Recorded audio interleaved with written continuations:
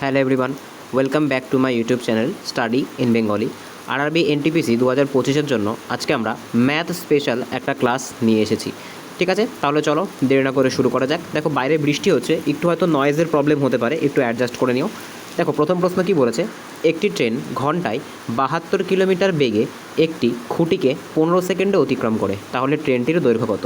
দেখো যখন কোনো একটা ট্রেন শুধুমাত্র একটা পিলার বা একটা খুঁটিকে অতিক্রম করে তখন সে শুধুমাত্র তার নিজের দৈর্ঘ্যকে অতিক্রম করে, তাই এখানে আমাদের ট্রেনের দৈর্ঘ্য বের করলেই কিন্তু হয়ে যাবে। ঠিক আছে, দেখো এবার দৈর্ঘ্য বের করার জন্য কী করতে হবে, আমরা কি জানি যে ডিস্টেন্স সমান সমান কী হয়ে থাকে, ডিস্টেন্স সমান সমান কিন্তু হয়ে থাকে স্পিড ইন্টু টাইম। ঠিক আছে, স্পিড ইন্টু টাইম। এখানে আমাদের স্পিড কত বলেছে, এখানে আমাদের স্পিড কিন্তু বলেছে 72 কিলোমিটার পার আওয়ার, আর আমাদের টাইম কিন্তু বলেছে 15 সেকেন্ড। দেখো দুটো ইউনিট কিন্তু মিল নেই।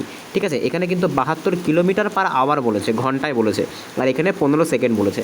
তাই আমাদেরকে কী করতে হবে, আমাদেরকে কিন্তু এই যে 72 যে কিলোমিটার পার আওয়ার আছে এটাকে 5/18 দিয়ে ভাগ করতে হবে। তোমরা সকলে আশা করি জানো যে 5/18 দিয়ে ভাগ করলে কি হয়, কিলোমিটার পার আওয়ার থেকে কিন্তু মিটার পার সেকেন্ডে কনভার্ট হয়ে যায়। তো 4×18 72, তো কত পাচ্ছি আমরা কিন্তু পাচ্ছি 20 মিটার পার সেকেন্ড।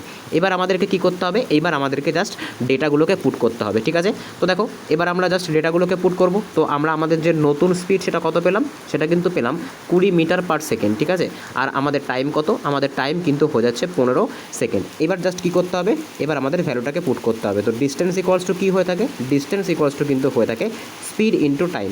এবার জাস্ট গুণ করে দাও, তো আমাদের স্পিড হচ্ছে 20 মিটার পার সেকেন্ড, আর এখানে আমাদের যে টাইম আছে সেই টাইম কিন্তু 15। ঠিক আছে, তো কত হচ্ছে 15 দুগুণে 300 মিটার কিন্তু আমাদের সঠিক অ্যান্সার হয়ে যাবে। তো ট্রেনটির দৈর্ঘ্য কত, ট্রেনটির দৈর্ঘ্য কিন্তু হয়ে যাচ্ছে 300 মিটার। আশা করি বুঝতে পেরেছ। নেক্সট কোশ্চেন আমরা দেখে নেব। পরবর্তী কোশ্চেন কি বলেছে, আজকে 2 নম্বর কোশ্চেন, যে একটি আয়তক্ষেত্রের দৈর্ঘ্য 20% বৃদ্ধি করা হয় এবং প্রস্থ 10% কমানো হলো, তাহলে শতকরা ক্ষেত্রফল কত পরিবর্তন হবে? দেখো এই অঙ্কগুলোর ক্ষেত্রে আমি তোমাদের বলবো তোমরা কি করবে, তোমরা এরকম একটা আয়তক্ষেত্র এঁকে নেবে। ঠিক আছে, আর এর যে তোমার যেটা লেন্থ আছে, ধরো এটা হচ্ছে লেন্থ মানে দৈর্ঘ্য আছে, আর এটা হচ্ছে তোমার হচ্ছে ব্রেথ মানে প্রস্থ। তোমরা দৈর্ঘ্যকেও 100 ধরে নেবে, অর্থাৎ লেন্থকেও তোমরা 100 ধরে নেবে, আর যে ব্রেথ থাকবে সেটাকেও কী করবে, সেটাকেও তোমরা হচ্ছে 100 ধরে নেবে।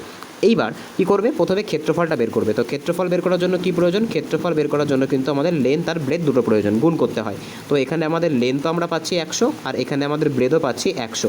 ঠিক আছে, তো 10,000 কী হচ্ছে, 10,000 কিন্তু তোমার হচ্ছে, আমরা এখানে কোনো একক নেই, বা 10,000 ইউনিট স্কোয়ার কিন্তু আমাদের হয়ে যাচ্ছে ক্ষেত্রফল।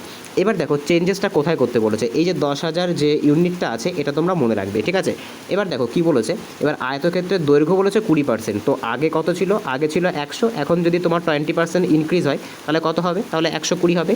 আর কি বলেছে প্রস্থও কিন্তু আগে 100 ছিল, কিন্তু এখন কি হয়েছে, এখন 10% ডিক্রিজ হয়েছে, অর্থাৎ 90 হয়েছে। তাই এই যে এখন দেখতে পাচ্ছ এটা কিন্তু হয়ে যাচ্ছে নতুন আমাদের যে ডেটা। এবার কি করতে হবে, নতুন দৈর্ঘ্য আর প্রস্থকে কিন্তু আমাদেরকে গুণ করতে হবে। এই যে 10,000 যেটা বেরিয়েছে প্রথমের যে ক্ষেত্রফল, এটাকে তোমরা মনে রাখবে। ঠিক আছে, এবার আমরা নেক্সট স্টেপের দিকে যাচ্ছি। দেখো কি করতে হবে, তো সবার প্রথমে আগের যেটা ছিল সেটা আমরা এখানে লিখে দিই, সেটা কিন্তু হয়ে যাচ্ছে 10,000 ইউনিট স্কোয়ার। এবার দেখো নতুন দৈর্ঘ্য আমাদের কত বেরিয়েছিল, নতুন দৈর্ঘ্য এল বেরিয়েছিল আমাদের 120, আর আমাদের ব্রেথ বেরিয়েছিল কিন্তু 90। এটাকে কিন্তু গুণ করতে হবে। তো গুণ করলে আমরা কত পাবো, গুণ করলে কিন্তু আমরা পেয়ে যাবো 9 12 108, এখানে কিন্তু আমরা পেয়ে যাবো 10,800। তো আমরা কিন্তু দেখতে পাচ্ছি আগের তুলনায় কিন্তু 800 বেড়েছে। এবার কি করতে বলেছে, শতকরা পরিবর্তন করতে বলেছে, মানে কি করতে হবে, আমাদেরকে কিন্তু এটাকে পার্সেন্টেজে বের করতে হবে। তো কত বেড়েছে, আমাদের কিন্তু ইনক্রিজ হয়েছে, কত ইনক্রিজ হয়েছে 800। ঠিক আছে, কততে ইনক্রিজ হয়েছে না, 800তে কিন্তু ইনক্রিজ হয়েছে 10,000। ঠিক আছে, 10,000 কিন্তু 800 ইনক্রিজ হয়েছে, আর এটাকে কি করতে হবে, 100 দিয়ে গুণ করতে হবে। তো 100 দিয়ে গুণ করলে এইখানকার দুটো জিরোর সাথে এই দুটো জিরো কেটে যাবে, আর এই দুটো জিরোর সাথে কিন্তু এই দুটো জিরো কেটে যাবে। তো আলটিমেটলি উত্তর কত হবে, আলটিমেটলি উত্তর কিন্তু হবে আমাদের 8% ইনক্রিজ হয়েছে। আশা করি বুঝতে পেরেছো, কেউ না বুঝতে পারলে অবশ্যই কমেন্টে জানাবে। নেক্সট কোশ্চেন আমরা দেখে নেব। আজকে 3 নম্বর কোশ্চেন কি বলেছে, যে দুটি সংখ্যার অনুপাত 5:6 এবং তাদের লসাগু 90 হলে সংখ্যা দুটি কী কী? দেখো এই অঙ্কের কিন্তু একটা শর্ট ট্রিক আছে। দেখো যখন তোমাদেরকে এই ধরনের অঙ্কগুলো দেবে, লসাগু দিয়ে দেবে আর সংখ্যা দুটোর অনুপাত দিয়ে দেবে, সেক্ষেত্রে তোমরা সংখ্যা দুটো কীভাবে বের করবে, যে সংখ্যাটা আছে মানে যে লসাগুটা আছে, যে এলসিএমটা আছে সেটা সবার প্রথমে লিখবে। এবার যে অনুপাতটা আছে সেই অনুপাত দুটো দিয়েই সংখ্যাটাকে একবার করে ভাগ করবে, মানে তোমরা হচ্ছে লসাগুটাকে একবার ভাগ করবে। তো 5 দিয়ে যদি আমরা কাটি 90 90কে, তাহলে আমরা কত পাবো? 5 18 90 পেয়ে যাবো। আর একবার এটাকে করতে হবে কত দিয়ে? আর একবার 6 দিয়ে করতে হবে। 6 দিয়ে করলে কত পাচ্ছি? 6 দিয়ে করলে কিন্তু পাচ্ছি 15। আর মনে রাখবে এই যে 18 বেরোলো আর এই যে 15 বেরোলো, এরাই কিন্তু সেই সংখ্যা দুটো, যে সংখ্যা দুটোর লসাগু কিন্তু হয়ে যাচ্ছে 90। ঠিক আছে, আশা করি এই শর্ট ট্রিকটা তোমাদের পছন্দ হয়েছে। নেক্সট কোশ্চেন আমরা দেখে নেব। পরবর্তী কোশ্চেন কি বলেছে, যে বার্ষিক 10% সরল সুদের হারে কত বছরে কোনো টাকা দ্বিগুণ হবে। দেখো সবার প্রথমে বলতে হবে এটা কিন্তু কিসের অঙ্ক দিয়েছে? এটা কিন্তু এসআই বা সিম্পল ইন্টারেস্টের অঙ্ক দিয়েছে। এবার দেখো কি বলেছে, যে আমাদের এখানে সবার প্রথমে ডেটাগুলোকে লিখতে হবে। তো ডেটাগুলোকে আমরা লিখি। দেখো সবার প্রথমে আর কত বলেছে, অর্থাৎ যে সুদের হার সেটা কিন্তু বলেছে আমাদের 10%। ঠিক আছে, এবার দেখো আমাদের যে ক্যাপিটাল অর্থাৎ আমাদের যে তোমার পি, সেই পি কত? পি কিন্তু বলেছে 100। আর আমাদের যে অ্যামাউন্টটা হবে, ঠিক আছে, পরবর্তীকালে গিয়ে যে অ্যামাউন্টটা আমাদের দাঁড়াবে, তো সেটা কত হবে? সেটা কিন্তু হয়ে যাবে বলেছে দ্বিগুণ হবে, অর্থাৎ 200 হয়ে যাবে। ঠিক আছে, তো এক্ষেত্রে আমরা দেখতে পাচ্ছি আমাদের সময়টা কত। দেখো আমাদের সময়টা কিন্তু বের করতে হবে, টি কিন্তু আমাদের বের করতে হবে। এবার তোমরা আমাকে বুদ্ধি খাটিয়ে বলো যে এখানে আমাদের ইন্টারেস্টটা কত হচ্ছে। দেখো ইন্টারেস্ট কিন্তু দেখো কত হচ্ছে, ইন্টারেস্ট আমাদের যে অ্যামাউন্ট থাকে সেই অ্যামাউন্ট থেকে কিন্তু প্রিন্সিপালকে বাদ দিতে হয়। তো অ্যামাউন্ট ছিল কিন্তু আমাদের 200, আর আমাদের আমাদের যে তোমার ক্যাপিটাল সেটা কিন্তু 100। তো আমাদের প্রফিট কত হচ্ছে বা ইন্টারেস্ট কত হচ্ছে? ইন্টারেস্ট কিন্তু হয়ে যাচ্ছে 100। এবার কি করতে হবে?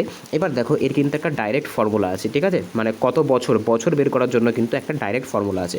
সেই ফর্মুলাটা কি? ফর্মুলাটা হয়ে যাচ্ছে তোমার ওপরে কি লিখতে হবে? ওপরে লিখতে হবে তোমার যেটা আমার ইন্টারেস্ট বেরিয়েছে সেটা গুণ 100। আর নিচে কি লিখতে হবে? নিচে কিন্তু দেখো এই যে বাদবাকি যে দুটো আছে, অর্থাৎ আমাদের যে আর আছে আর এখানে আমাদের যে ক্যাপিটাল আছে সেটা কিন্তু এখানে লিখতে হবে। তো যদি আমরা এখানে ডেটাগুলোকে পুট করি, আমাদের ইন্টারেস্টও 100 বেরিয়েছে। ঠিক আছে, আর এটা হচ্ছে তোমার সূত্রের 100। ঠিক আছে, এখানে আমি একটা লাইন টেনে দিই তাহলে বুঝতে সুবিধা হবে। আর এখানে তোমার হচ্ছে 10% হচ্ছে আমাদের সুদের হার, আর এখানে আমাদের যে প্রিন্সিপাল ছিল সেটা কিন্তু হয়ে যাচ্ছে 100। তো এই 100 দিয়ে এই 100 কেটে দাও, এই 0 দিয়ে এই 0 দিয়ে কেটে দাও। তো সঠিক অ্যান্সার কত হবে? 10 ইয়ার্স কিন্তু আমাদের সঠিক অ্যান্সার হয়ে যাবে। ঠিক আছে, তো 10 ইয়ার্স পরে গিয়ে কিন্তু 10% সুদের হারে কোনো টাকা কি হয়ে যাবে? দ্বিগুণ হয়ে যাবে। নেক্সট কোশ্চেন আমরা দেখে নেব। পরবর্তী কোশ্চেন কি বলেছে? আজকের 5 নম্বর কোশ্চেন, সময় কার্য থেকে একটা অঙ্ক দিয়েছে যে এ একটি কাজ 15 দিনে এবং বি এ একটি কাজ 10 দিনে ও বি 15 দিনে করতে পারে, তারা একত্রে কত দিনে কাজটা শেষ করবে? খুব সোজা একটা অঙ্ক। দেখো সবার প্রথমে এ কত দিনে করতে পারে? তো এ কিন্তু করতে পারে 10 দিনে। আর বি কত দিনে করতে পারে? বি কিন্তু করতে পারে 15 দিনে। এদের এলসিএম নিয়ে নাও। তো এদের এলসিএম কত হচ্ছে? এলসিএম কিন্তু হয়ে যাচ্ছে 30। এবার দেখো 10 দিয়ে 30কে তুমি যদি কাটাকুটি করো, তোমার 3 ইউনিট হচ্ছে, আর 15 দিয়ে 30কে কাটলে কিন্তু হয়ে যাচ্ছে 2 ইউনিট। এইবার আমাদেরকে কি করতে হবে? এই যে টোটাল ওয়ার্ক, ঠিক আছে, 30টা কিন্তু হয়ে যাচ্ছে আমাদের টোটাল ওয়ার্ক বা TW। কী করতে হবে? এই যে 30টা আছে, এই 30টাকে নিচের এদের যে এটা হচ্ছে এই যে রেশিওটা বেরিয়েছে 3:2, এটা কিন্তু এদের এফিসিয়েন্সি। এদের এফিসিয়েন্সিকে প্লাস করে ভাগ করে দিতে হবে। তো কত হচ্ছে? তো 30, আর নিচে কিন্তু 3 আর 2 5 হচ্ছে। তো 5 দিয়ে যদি তুমি 30কে কাটো তাহলে কিন্তু হয়ে যাচ্ছে 6। তাই 6 দিন কিন্তু আমাদের সঠিক অ্যান্সার হয়ে যাবে। ঠিক আছে, 6 দিন কিন্তু আমাদের সঠিক অ্যান্সার হয়ে যাবে। তারা যদি একত্রে কাজ করে তাহলে কিন্তু কাজটা 6 দিনে শেষ হয়ে যাবে। আশা করি বুঝতে পেরেছো। না বুঝতে পারলে অবশ্যই কমেন্টে জানাবে। নেক্সট কোশ্চেন আমরা দেখে নেব। পরবর্তী কোশ্চেন কি বলেছে? আজকে 6 নম্বর কোশ্চেন, যদি 25 জন লোক একটি কাজ 20 দিনে করতে পারে তবে কাজটি 10 দিনে তবে কতজন লোক কাজটি 10 দিনে শেষ করতে পারবে? দেখো এটা কিন্তু ছোটোবেলা থেকে আমরা এই ধরনের অঙ্ক করে আসছি। সবার প্রথমে দেখো কি বলেছে, সবার প্রথমে জন আর দিনের অঙ্কগুলো কিন্তু আমাদের বলা হয়। ঠিক আছে, তো এখানে দেখো কি বলেছে, এখানে বলেছে এক পাশে বলেছে তোমার হচ্ছে দিন, আর এক পাশে কি বলেছে, এক পাশে কিন্তু বলেছে হচ্ছে লোক। ঠিক আছে, লোক। এবার দেখো প্রথমে কি বলেছে, প্রথমে হচ্ছে 20 দিনে, মানে 20 দিনে 25 জন লোক কাজ করলে কাজটা কমপ্লিট হয়ে যাচ্ছে। এবার বলেছে যে তোমার কাজটিকে যদি আমাদের 10 দিনে শেষ করতে হয়, যদি আমাদের কাজটিকে 10 দিনে শেষ করতে হয় তাহলে আমাদেরকে কতজন লোককে নিয়োগ করতে হবে। ঠিক আছে, কি করতে হয় দেখো, খুব সোজা একটা অঙ্ক। এর কিন্তু একটা ডাইরেক্ট ফর্মুলা আছে। তো মনে রাখবে জন দিনের ক্ষেত্রে কি করতে হয়, জন দিনের ক্ষেত্রে কিন্তু আমাদেরকে দেখো ওপরে যে দুটো ডেটা আছে তাকে যেমন আছে তেমন রেখে দাও, আর নিচে যেটা আছে সেটাকে নিচে রেখে কি করে দাও, ডাইরেক্ট তোমার হচ্ছে কাটাকুটি করে দাও। তো কত অ্যান্সার হচ্ছে? তো সঠিক অ্যান্সার কিন্তু হয়ে যাচ্ছে 25 দুগুণে 50 দিন। যদি আমরা কাজটি 10 দিনে শেষ করতে চাই সেক্ষেত্রে কিন্তু আমাদের 50 জন কিন্তু আমাদের লোক নিযুক্ত করতে হবে। ঠিক আছে, 50 জন লোক কিন্তু আমাদেরকে নিযুক্ত করতে হবে। এইবার এখানে কিন্তু ব্যাপার আছে। দেখো এই যে 50 জন দেখছো, এই 50 জনের মধ্যে কিন্তু দেখো 25 জন কিন্তু অলরেডি আছে। তাই তোমাকে কি করতে হবে, তোমাকে কিন্তু এই 50 থেকে 25কে বিয়োগ করতে হবে। মানে কি, এই 10 দিনে 50 জন টোটাল লোক লাগবে, কিন্তু আমাদের তো অলরেডি তোমার হচ্ছে 25 জন আছে। তো এখান থেকে কি করতে হবে, 50 থেকে কিন্তু 25 বিয়োগ করে দিতে হবে। তাই সঠিক অ্যান্সার কত হবে? সঠিক অ্যান্সার কিন্তু হয়ে যাবে 25 জন। নেক্সট কোশ্চেন আমরা দেখে নেব। পরবর্তী কোশ্চেন কি বলেছে, আজকে 7 নম্বর কোশ্চেন, যে কি বলেছে অঙ্কটা একবার পড়বে, যে একটি মিশ্রণে দুধ এবং জলের অনুপাত 3:2। যদি মিশ্রণে 20 লিটার জল মেশানো হয় তাহলে নতুন অনুপাত হয় 2:3। তাহলে প্রথম মিশ্রণে দুধের পরিমাণ কত ছিল? খুব সোজা একটা অঙ্ক। দেখো কি বলেছে, সবার প্রথমে বলেছে দুধের অনুপাত, ঠিক আছে, দুধ এবং জলের অনুপাত কত হচ্ছে সেটা একবার তোমরা এখানে দেখে নাও। দেখো এখানে কি বলেছে, দুধ এবং জলের অনুপাত, এক সেকেন্ড, হ্যাঁ পেয়েছি। দেখো প্রথমে তাহলে কী করতে হবে, প্রথমে দুধ এবং জলের যে অনুপাত আছে, সবার প্রথমে মনে করো এটা হচ্ছে মিল্ক আর এটা হচ্ছে আমাদের ওয়াটার, ঠিক আছে। তো এদের রেশিও কত বলেছে, 3:2 বলেছে, ঠিক আছে। এবার কি বলেছে, পরে দেখো মেশানো হয়েছে কি, জল মেশানো হয়েছে। তো ওপরেরটা মনে করো হচ্ছে 3x আর নিচে হচ্ছে তোমার 2x। কী মিশিয়েছি আমরা কিন্তু 20 লিটার এখানে জল মিশিয়েছি। আর নতুন যে অনুপাত সেটা কত হয়েছে, সেটা কিন্তু হয়ে গেছে তোমার 2:3। এবার তোমরা কি করতে পারো, তোমরা এখান থেকে বজ্র গুণন করে নাও। তো এখানে কত হচ্ছে, 3 3 9x হচ্ছে, আর এখানে তোমার হচ্ছে 2 2 4x, আর এখানে তোমার হচ্ছে এটা প্লাস হবে, ঠিক আছে। এক সেকেন্ড, এটা আমি ঠিক করে দিচ্ছি। হ্যাঁ, তো এটা দেখো, এটা হয়ে যাচ্ছে তোমার প্লাস, আর এখানে হয়ে যাচ্ছে 20 2 40। এবার দেখো এই 9 যখন, এই 4 যখন এইখানে চলে আসবে, ঠিক আছে, তখন এখানে কি হয়ে যাবে, তখন এখানে কিন্তু 5x হয়ে যাবে, ইকুয়ালস টু কী হবে, 40, ঠিক আছে। এবার যদি আমি এইখানে করি, তো 5x ইকুয়ালস টু যদি 40 হয়, তো x ইকুয়ালস টু কত হবে, 40/5 হবে। অর্থাৎ এবার তুমি যদি কাটাকুটি করো, তো 5 দিয়ে করলে কত হচ্ছে 8। তাহলে কি হবে, প্রথমে মিশ্রণে দুধের পরিমাণ কত ছিল, প্রথমে দুধের দেখো পরিমাণ ছিল, এখানে তো আমাদের 8 বেরিয়েছে। প্রথমে দুধ কত ছিল, দুধ কিন্তু ছিল 3x, ঠিক আছে, দুধ ছিল কিন্তু আমাদের 3x। এবার কি করতে হবে, তো 3 গুণ 8 অর্থাৎ 3 8 24, ঠিক আছে, 24 লিটার কিন্তু আমাদের সঠিক অ্যান্সার হয়ে যাবে। প্রথমে যে মিশ্রণ ছিল সেখানে কিন্তু 24 লিটার দুধ ছিল। আশা করি বুঝতে পেরেছ। নেক্সট কোশ্চেন আমরা দেখে নেব। পরবর্তী কোশ্চেন কি বলেছে, আজকের 8 নম্বর কোশ্চেন, একটি ব্যক্তি তার দ্রব্য 12% লাভে বিক্রি করে। যদি সে এটিকে 18 টাকা বেশি দামে বিক্রি করত, তবে তার 18% লাভ হতো। দ্রব্যটির ক্রয় মূল্য কত হবে? দেখো এটা কিন্তু পার্সেন্টেজ থেকে একটা অঙ্ক দিয়েছে। আমি চাইবো এই যে অঙ্কটা আছে, পার্সেন্টেজের এই যে অঙ্কটা আছে, এটা তোমরা আমাকে করে দেখাও, ঠিক আছে। তো এই অঙ্কটা তোমরা চাইলে কেউ স্ক্রিনশট নিতে পারো। তো স্ক্রিনশট নিয়ে তোমরা আমাকে পরের দিন বা তোমরা এই যে ভিডিওটা তোমার পোস্ট করা হবে তার কমেন্টেও কিন্তু তোমরা এর অ্যান্সারটা জানাতে পারো। দেখো এটা কিন্তু খুব সোজা একটা অঙ্ক, ঠিক আছে। বলেছে যদি সে এটিকে আরও 18 টাকা দামে বিক্রি করতো, তাহলে তার 18% লাভ হতো। দেখো আমি যখন করছি তাহলে করেই দিই। দেখো সবার প্রথমে যদি ব্যক্তি মনে করো সে কোনো একটা দামে বিক্রি করছে, মনে করো সে XYZ কোনো একটা দামে বিক্রি করছে, সে 12% লাভ করছে, ঠিক আছে। কিন্তু এর থেকে যে দামে বিক্রি করছে, একটা সার্টেন বা একটা নির্দিষ্ট দামে বিক্রি করছে, সেটা আমরা জানি না, ঠিক আছে, সেটা আমরা অ্যাজিউম করে নিতে পারি। তো এখান থেকে দেখো 12% থেকে তার লাভটা 18% হয়ে যাচ্ছে যদি সে কত টাকা দামে বিক্রি করে, যদি সে আরও ওখানে 18 টাকা ইনভেস্ট করে। তো এই যে এই 18 টাকা ইনভেস্ট করছে, আলটিমেটলি এই 18 টাকার জন্য ওর কত পার্সেন্ট লাভ হচ্ছে? দেখো এই 18 টাকার জন্য কিন্তু ওর 6% লাভ হচ্ছে। দেখো 12 থেকে 18 কয় পার্সেন্ট হচ্ছে, 12 থেকে 18 6% হচ্ছে। তো এই 6% মানে 18 টাকার জন্য ওর 6% লাভ হচ্ছে। বা আমরা এভাবে বলতে পারি যে 6% লাভ হচ্ছে তোমার 18 টাকার জন্য, তাহলে 1% লাভ কত টাকার জন্য হবে? আর তোমার এখানে আমরা জানি পার্সেন্টেজ 100, আর 100 টাকার জন্য কত হবে? তো তোমরা যদি এখানে দেখো 6 দিয়ে 3কে কেটে দাও, তাহলে কত পাচ্ছ? আলটিমেটলি কিন্তু 300 আমাদের সঠিক অ্যান্সার হয়ে যাচ্ছে। আর এই 300ই কিন্তু এর ক্রয় মূল্য বা সিপি বেরিয়ে যাবে। আশা করি বুঝতে পেরেছো কী করলাম। নেক্সট কোশ্চেন আমরা দেখে নেব। পরবর্তী কোশ্চেন কি বলেছে, দেখো এই যে কোশ্চেনটা আছে, কোশ্চেনটা মনে হচ্ছে কোথাও একটু ভুল আছে, ঠিক আছে, মনে হচ্ছে একটু মিসপ্রিন্ট আছে। তো এটাকে আমি দেখছি, এটাকে রিভিউ করা হচ্ছে, রিভিউ করে তোমাদেরকে পরের ক্লাসে শুধরে দেওয়া হচ্ছে। নেক্সট কোশ্চেন আমরা দেখে নিই।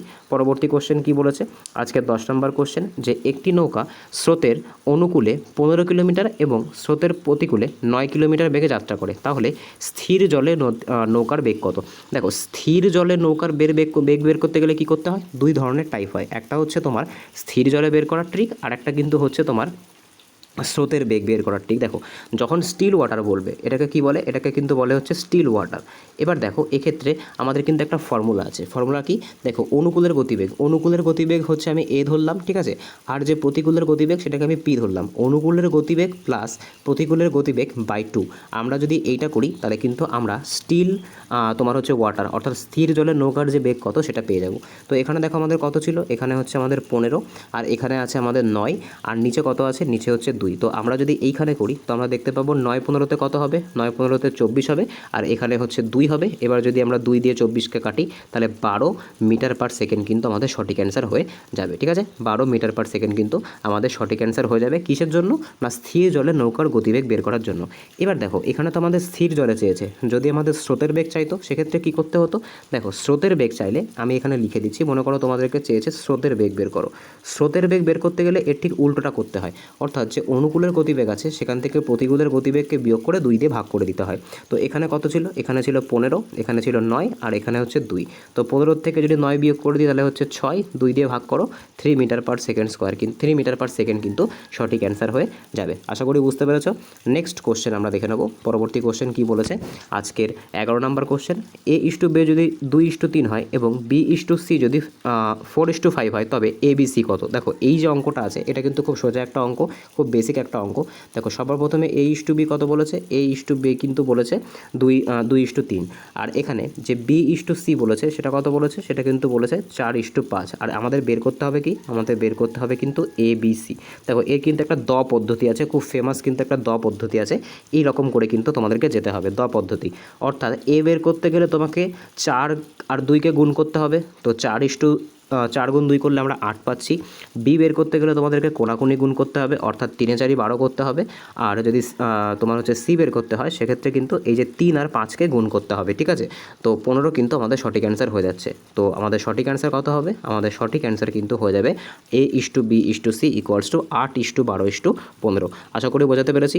নেক্সট কোশ্চেন আমরা দেখে নেব। পরবর্তী কোশ্চেন কি বলেছে? আজকের 12 নম্বর কোশ্চেন, যে একটি বর্গক্ষেত্রের ক্ষেত্রফল 144 সেন্টিমিটার যদি হয়ে থাকে, একটি বর্গক্ষেত্রের ক্ষেত্রফল যদি 144 বর্গ সেন্টিমিটার হয়ে থাকে তাহলে এর পরিসীমা কত? দেখো সবার প্রথমে মনে রাখতে হবে এর কিন্তু পরিসীমা বের করার জন্য বর্গক্ষেত্রের পরিসীমা বের করার সূত্র কি? 4a। এ মানে কি? এ মানে কিন্তু হয়ে যাচ্ছে এখানে বাহু। তো আমাদেরকে সবার প্রথমে বাহু দরকার, তো বাহু বের করতে গেলে কি করতে হবে? দেখো এখানে যে ক্ষেত্রফল বলেছে 144, এটাকে কি করতে হবে? দেখো বাহু কি হয়ে থাকে? বর্গক্ষেত্র কেমন হয়ে থাকে? সবার প্রথমে বর্গক্ষেত্র কিন্তু এরকম হয়ে থাকে, মানে সবকটা বাহু কিন্তু সমান হয়ে থাকে, অর্থাৎ এই চারটেই কিন্তু এ হয়ে থাকবে। তো যদি আমরা ক্ষেত্রফল বের করতে চাই তাহলে আমাদের কি করতে হবে? বর্গক্ষেত্রের ক্ষেত্রফলের সূত্র কিন্তু হয়ে থাকে A²। তো A² তোমার হচ্ছে 144, তাহলে A কত হবে? আমাদেরকে কি করতে হবে? 144কে রুট করতে হবে। তো 144কে রুট করলে আমরা সকলে জানি 12। তোমরা কিন্তু 1 থেকে একদম 30 অবধি যে তোমার বর্গগুলো আছে সেগুলো কিন্তু মুখস্থ করে রাখবে, আর বর্গমূলগুলো কিন্তু মুখস্থ করে রাখবে, যেটা কিন্তু পরীক্ষাতে তোমাদের ক্যালকুলেশনটাকে অনেক তাড়াতাড়ি করতে সাহায্য করবে। তো 12 পাচ্ছি, আর আমাদের কী বের করতে দিয়েছে? পরিসীমার সূত্র হচ্ছে 4a। এবার কি করতে হবে? 4 গুণ 12 করো, তো 4 গুণ 12 করলে কত হচ্ছে? 48। ঠিক আছে, 48 মিটার কিন্তু আমাদের সঠিক অ্যান্সার হয়ে যাবে। আশা করি বোঝাতে পেরেছি। নেক্সট কোশ্চেন আমরা দেখে নেব কি বলেছে। আজকে 13 নম্বর কোশ্চেন, যে প্রথম 10টি মৌলিক সংখ্যার গড় কত? এই যে অঙ্কটা আছে, আগের অঙ্কটা কিন্তু আমি তোমাদেরকে করে দিয়েছিলাম, এই যে অঙ্কটা আছে এই অঙ্কটা তোমাদের জন্য HW থাকছে। খুব সোজা কিন্তু একটা অঙ্ক, এটা তোমরা আমাকে কমেন্টে জানাবে। ঠিক আছে, এটা তোমরা আমাকে কমেন্টে জানাবে, এটা কিন্তু তোমাদের জন্য HW থাকলো। প্রত্যেকে কিন্তু এই অঙ্কটা আমাকে কমেন্টে জানাবে যে এই অঙ্কটার উত্তর কত হবে। নেক্সট কোশ্চেন আমরা দেখে নেব। আজকের 14 নম্বর কোশ্চেন কি বলেছে, যে কোনো দ্রব্যের ধার্য মূল্য তার ক্রয় মূল্যের থেকে 25% বেশি যদি 10% ছাড় দেওয়া হয় তাহলে শতকরা কত লাভ হবে? দেখো সবার প্রথমে কি বলেছে? সবার প্রথমে বলেছে ধার্য মূল্য। ধার্য মূল্য মানে কি? ধার্য মূল্য মানে কিন্তু হচ্ছে মার্কেট প্রাইস বা এমপি। ঠিক আছে, তার ক্রয় মূল্যের থেকে 25% বেশি। ক্রয় মূল্য মানে কি? ক্রয় মূল্য মানে হচ্ছে সিপি, যেটাকে আমরা সবসময় 100 ধরে নিই। বলেছে ক্রয় মূল্যের থেকে 25% বেশি, তো 25% বেশি হওয়া মানে কত? 125। যদি তোমার সিপি 100 হয় তাহলে তোমার হচ্ছে মার্কেট প্রাইস বা ধার্য মূল্য হচ্ছে 125। এবার দেখো ছাড় দিয়েছে কত? ছাড় দিয়েছে 10%। মনে রাখতে হবে ছাড় কিন্তু সবসময় দেওয়া হয় মার্কেট প্রাইসের ওপরে বা ধার্য মূল্যের ওপরে। কত পার্সেন্ট ছাড় দিয়েছে? তো ছাড় দিয়েছে কিন্তু 10%। 10% মানে কত? 10% মানে তোমার হচ্ছে 90/100। এবার এখানে কি করতে হবে? এখানে কিন্তু তোমার একটু ক্যালকুলেশন করতে হবে। এই 0 দিয়ে তুমি এই 0 কেটে দাও। ঠিক আছে, তো এখানে একটু আমাদের ক্যালকুলেশন করতে হবে। ক্যালকুলেশন করলে আমরা কত পাচ্ছি? তো এখানে কিন্তু আমরা পাচ্ছি 5 রং 45-এর 5, হাতে হচ্ছে তোমার 4, 9 দুগুণে 18 আর 4 22-এর 2, হাতে হচ্ছে 2, 9 একে 9 আর 2 11। ঠিক আছে, আর এখানে যেহেতু 10 আছে এবার আমি এখানে করেই দিচ্ছি। তো এটা কিন্তু হচ্ছে 1125/10। এবার এই 10-এর জন্য কিন্তু এখানে কত হবে? এখানে কিন্তু একটা পয়েন্ট আসবে। তো আমাদের সিপি ছিল কত? আমাদের সিপি ছিল 100, আর আমাদের এসপি কত হচ্ছে? এসপি হচ্ছে 112.5। তো আমাদের লাভ কত হয়েছে, আমাদের যে প্রফিট হয়েছে সেই প্রফিট কত হয়েছে, প্রফিট কিন্তু হয়েছে তোমার 12.5%। ঠিক আছে, তো এটাই কিন্তু আমাদের সঠিক অ্যান্সার হয়ে যাবে। আশা করি বোঝাতে পেরেছি। নেক্সট কোশ্চেন আমরা দেখে নেব। পরবর্তী কোশ্চেন কি বলেছে, আজকের 15 নম্বর তথা আজকের লাস্ট কোশ্চেন। দেখো কি বলেছে, যে একটি চোঙের ব্যাসার্ধ, ঠিক আছে, একটি চোঙের ব্যাসার্ধ 7 সেন্টিমিটার এবং উচ্চতা 10 সেন্টিমিটার হলে এর আয়তন কত। দেখো চোঙ মানে কি, চোঙ মানে কিন্তু হয়ে যাচ্ছে তোমার সিলিন্ডার। ঠিক আছে, তো দেখো সিলিন্ডারের কী বের করতে দিয়েছে, ভলিউম। ভলিউম মানে কি, ভলিউম মানে কিন্তু তোমার হয়ে যাচ্ছে আয়তন। তো চোঙের যে আয়তন আছে সেই আয়তন বের করার কিন্তু একটা ফর্মুলা আছে, আয়তনকে ভলিউম বলা হয়। আমি এখানে ভি লিখলাম, এর কিন্তু একটা ফর্মুলা আছে। ফর্মুলাটা কি, ফর্মুলা কিন্তু হয়ে যাচ্ছে পাই আর স্কোয়ার এইচ। যেখানে আর মানে কি, যেখানে আর মানে কিন্তু হয়ে যাচ্ছে তোমার ব্যাসার্ধ বা যেটাকে আমরা রেডিয়াস বলে থাকি, আর এইচ মানে কি, এইচ মানে কিন্তু তোমার হচ্ছে হাইট বা উচ্চতা। এবার জাস্ট ডেটাগুলোকে পুট করো। তো এখানে পায়ের মান আমরা কিন্তু সকলেই জানি, পাই ইকুয়ালস টু কত হয়ে থাকে, পাই ইকুয়ালস টু কিন্তু হয়ে থাকে 22/7। এখানে কি বলেছে, এখানে আমাদের যে ব্যাসার্ধ সেটা কত বলেছে, ব্যাসার্ধ কিন্তু বলেছে 7 স্কোয়ার। আমরা এখানে 2/7 লিখতে পারি। আর এখানে তোমার হচ্ছে হাইট কত, এখানে হাইট কিন্তু আমাদেরকে বলে দিয়েছে 10 সেন্টিমিটার। এবার কি করতে হবে, এই 7 দিয়ে তুমি এই 7কে কেটে দাও। তো আলটিমেটলি কত পাচ্ছি, আলটিমেটলি কিন্তু পাচ্ছি এখানে তোমার হচ্ছে 7 দুগুণে 14, 4 হাতে 1, 7 দুগুণে 14 আর 1 15, আর এখানে কিন্তু হচ্ছে তোমার 10। তো আলটিমেটলি আমাদের রেজাল্ট কত আসছে, আলটিমেটলি কিন্তু আমাদের রেজাল্ট আসছে যে 1540, ঠিক আছে, 1540 সেন্টিমিটার কিউব। ঠিক আছে, এটাই কিন্তু আমাদের সঠিক অ্যান্সার হয়ে যাবে 1540 সেন্টিমিটার কিউব। আশা করি বুঝতে পেরেছো। তো আজকে এই অবধি ছিল। যদি ভিডিওটা ভালো লেগে থাকে তাহলে অবশ্যই চ্যানেলটাকে সাবস্ক্রাইব করো, পাশে থাকা বেল আইকনটিকে প্রেস করে রেখো, যাতে ভিডিও ছাড়লে সবার প্রথম নোটিফিকেশান তোমাদের কাছে পৌঁছায়। এইভাবে কিন্তু আরও অঙ্কের ক্লাস আসছে। তোমরা যদি কোনো স্পেশাল টপিকের ওপর অঙ্ক চাও, তোমরা অবশ্যই কমেন্টে জানাবে যে আমরা এই টপিকের ওপরে অঙ্ক চাই। যদি ক্লাসটা ভালো লেগে থাকে তাহলে অবশ্যই লাইক করো, বন্ধুদের সাথে শেয়ার করো। দেখা হচ্ছে পরের ভিডিওতে, বাই।